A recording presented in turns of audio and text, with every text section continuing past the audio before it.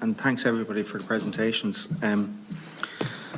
As I think our first question, I think Senator Ardagh said, it's lovely to hear positive, and I know you're outlining challenges as well, but it is great to hear positivity. And I'll share another positive story that comes, of course, with challenges and caveats as well. So I met recently with Amanda Fox of Cara Autism Support Services, and I met with her in the company of another young woman. I'll call her Sarah, even though that's not her real name. And Sarah has a self-trained dog. It has added hugely to her own independence. So she was diagnosed with autism in her 20s, but has now found an avenue where she can manage her stress, her anxiety. She has another comorbidity, as Dr. Coughlin spoke about, as well as the autism. And her dog has unlocked a world of independence for her in a way that wasn't open to her before. But that does come, as I say, with the flip side. There's challenges there. So one of the questions that I want to put, Nuala, to yourself is around self-training of dogs. Now, Sarah, as I'm calling her, she's a QQI level 6 in advanced animal science. The dog is, she took that on herself. The dog is really, fantastically well behaved. The dog was with us in the office. But that comes with challenges because she can't get that kind of accreditation for the dog that unlocks other things. So I just wanted to ask that question, if this is another avenue whereby we could bypass that waiting list, maybe move to a situation. Clearly there would have to be accreditation. There's no way that you could do that without having kind of oversight and some way of checking the level of training. I might ask you to comment on that, however. The other thing that I'd like to just ask about is, I think everybody understands guide dogs for the blind, and it's absolutely, I have never heard a story about a guide dog for a visually impaired person being obstructed going into a shop or onto public transport or anything like that. Is it as well recognised? And I see people, I see from facial expressions across the way that it's not, because I have heard stories of people being refused access to public transport. And if you already have an anxiety issue, then having to explain to a bus driver while a queue waits outside you in the rain about the situation, that's not going to work. And if you can access public transport, that's another independence thing. I just wanted to comment briefly, David, you spoke about that cost-benefit analysis, and you're absolutely right. And it's fantastic value for money, and of course, and I don't need to tell you this, the cost-benefit analysis doesn't capture that quality of life or that independence, in terms of even people's ability to self-regulate themselves. And who am I telling about that deep pressure and all of the other things that the dog will pick up on, the anxiety markers and all of those things. I had another question I wanted to put, which is, on the equine therapies. And I'm just having a look at your website here, and it looks absolutely magical. It looks fantastic. What's the distribution like? You've been talking about Canturk.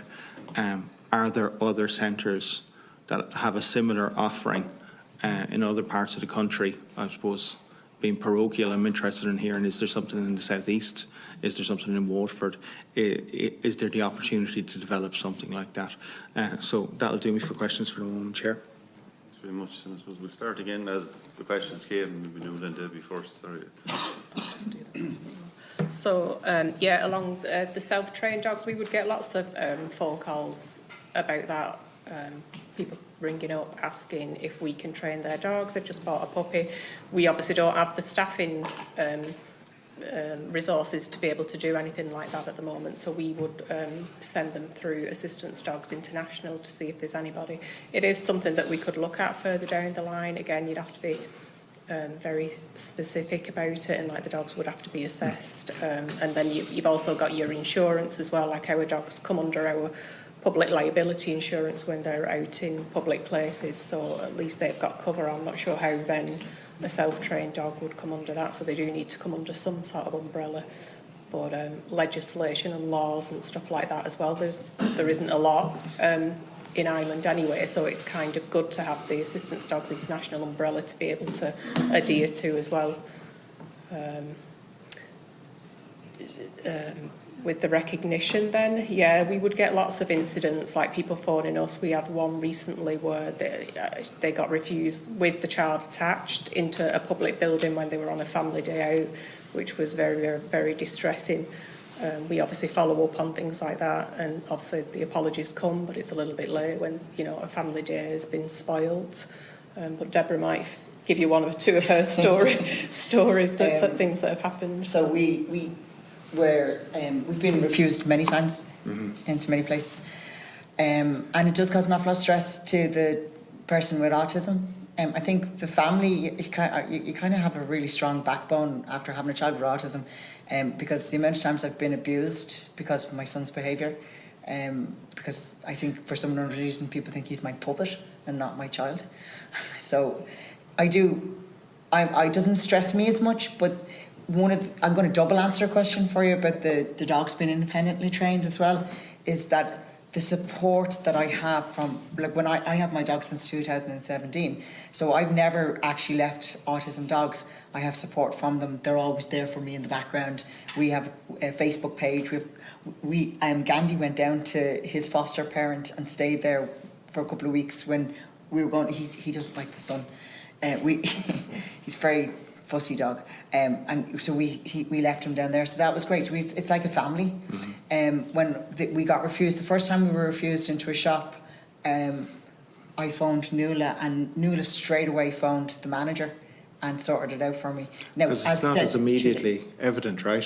You know, somebody who has a visual impairment, Exactly. a lot of the time you can see it straight away. Yeah. But somebody with autism, I think there you needs can't to tell. be, if there was a media presence, I think maybe ads, you know, the way we have the blind dog, we do very much, it's there, it's open. We need more media presence for about autism dogs. Like I would have instances where I'd be in a supermarket like Dundrum, and the dog would be attached to my child, and people come right up to him in the middle of the two of us and start calling the dog and rubbing the dog, and I'm like, seriously, like you know, you can't help dumb either. But you know, if there was more, you know, media out there. We recently got refused. I didn't, because Aidan now is independent with Gandhi, because it's great. I don't have to go to a lot of places. He goes now, which is great. But he did get refused by Dublin Bus twice in the last couple of weeks, and I actually I didn't contact you because I knew I was meeting you today, but I just sent an email to Dublin Bus and explained the situation, because it's discrimination, and you backed me up. She told me, she gave me the laws that I can quote to anybody on discrimination if they do that. But the good thing about Aidan being refused on the bus was that he was with the dog, so that automatically kept him calm. Mm-hmm. You know, so unfortunately it was lashing rain, and he had to walk home, and he's got dyspraxia, he's got those comorbidities, he's got everything, and it's quite a long walk for somebody with dyspraxia, you know. But when he got home, like he was angry, but not to the level I would expect him to be if he didn't have Gandhi. Like before we had him, we had to have the knife presses locked so he couldn't get to them, because the suicidal tendencies, and also the fear that he does hurt us, and like that's something that everyone's scared to say. You know, autistic people hurt their families physically, and you know that still happens, but not to as greater a degree. But I think there needs to be more help around that as well for the families. You know that, you know, I've reached out and asked people to help us, and it's kind of like, you know, I feel like they'll help me when I'm dead, and that's great.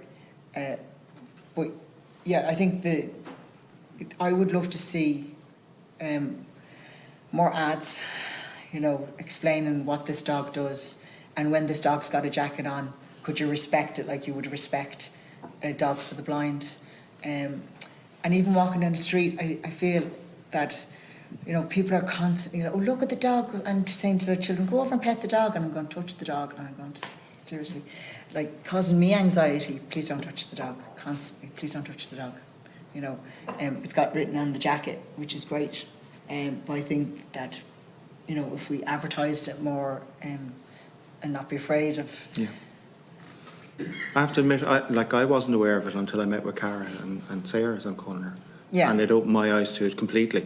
I would have been one of the people, my young fella's mad about dogs. I would have been saying, go over and pet the dog. I won't be doing it now, you know, Yeah. but it absolutely needs, it's certainly not in people's minds in the same way as guide dogs for visually impaired people. And there's a huge piece of work to be done around that, I think, yeah. Yeah, I think definitely workplace, you know, there needs to be more education in the workplace as well. That, you know, Dublin Bus should not be refusing a very obviously autistic person onto a bus with his dog, you know, so. Thank you. Just last Mr. Joseph, so maybe just to point out, actually, Dublin Bus are the Transport Committee at the minute. We actually met them just before this meeting, so maybe it might be an opportunity if some of us on maybe the Transport Committee could highlight this or possibly meet them. I think it needs to be highlighted with them. So, now, sorry, David, yeah. I suppose just to go back to your point about is there other services available throughout Ireland, and I suppose we would love to see that, and we would certainly be there to help people. And as I said, there's 2 services working with us at the moment to see how they can, you know, to get going. So it isn't that St. Joseph's wants to expand. It's actually we want to help others to do that. And why it's difficult, you know, to find people to do it is that it's an experience. It's not about riding horses. And you go to a riding centre, which do a huge, great, and very successful, and, you know, that's what they do. That's their business, is riding horses. Whereas for us, it's not. It's about the communication, and it's about helping people to maybe move on from what they learn in the equestrian centre to adapt that to the outside world. And just to give you, for instance, quickly, when Caroline... she would not go into a room or a tent with more than 3 people. You know, absolutely, there'd be World War II. She just couldn't cope with that anxiety that would come if there was more than people inside the room. So this is why the other equestrian centres don't, you know, I suppose don't do this. We used her love of a particular horse, okay, to... when they came over from the Horse Boy group, the psychologists in St. Joseph's Foundation came up with the idea of using that particular horse to do the demonstration. There was 400 people at the indoor that night, and she went in and she sat there for 2 hours, you know, which was unheard of. But the benefit for that was 3 weeks afterwards, she went to Lacronas in the Marquee in Cork with 5,000 people. And that's about using the experience and taking away the anxiety of going into a crowd to you know, operate in a normal world. And I suppose that's why I suppose it takes a special equestrian centre to do that, you know, and give it that time and to say, look, we're not here to ride horses. You know, it's more than that. So that's really. But if we hear of anybody down in the southeast, we'd be more than happy to help them. Yeah. Thank you.